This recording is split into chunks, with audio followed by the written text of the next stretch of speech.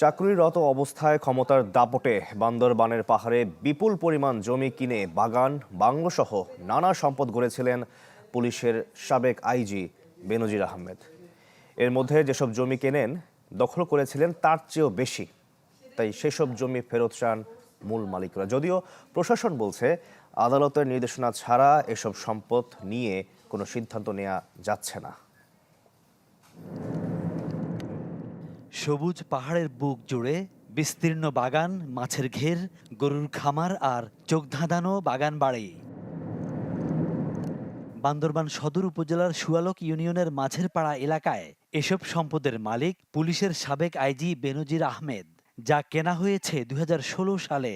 দুদকের মামলার পর 25 একরের এই সম্পত্তি 2024 সালের 4 জুলাই নিয়ন্ত্রণে নেয় জেলা প্রশাসন। সরকার মংতারা জন ভরায় সরকার আন্দারে রেখে আর অনেকে বেতন টেতন খেয়ে না দেয়।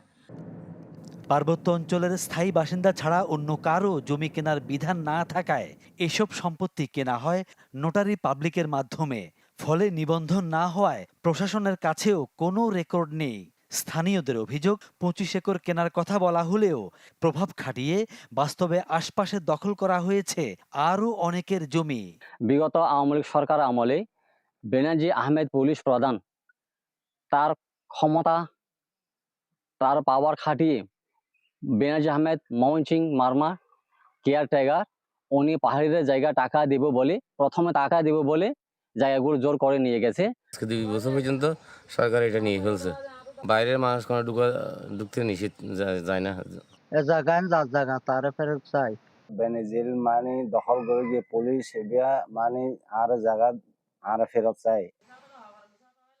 তবে এখন আদালতের নির্দেশনার বাইরে এই সম্পত্তি নিয়ে কোনো সিদ্ধান্ত নেয়ার সুযোগ নেই বলে জানায় জেলা প্রশাসন। জেলা প্রশাসক বান্দরবান রিসিভার হিসেবে তার সেই হর্টিকালচার প্লটটি সরকারের নিয়ন্ত্রণ নিয়ে আসে দুদকের মাধ্যমে। এখানে জেলা প্রশাসকের পক্ষ থেকে একটা রিসিভার কমিটি করে দেওয়া হয়।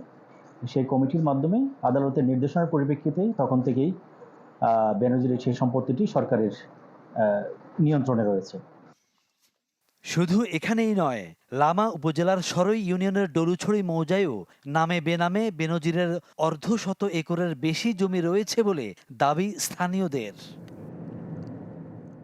Desk report, channel 24।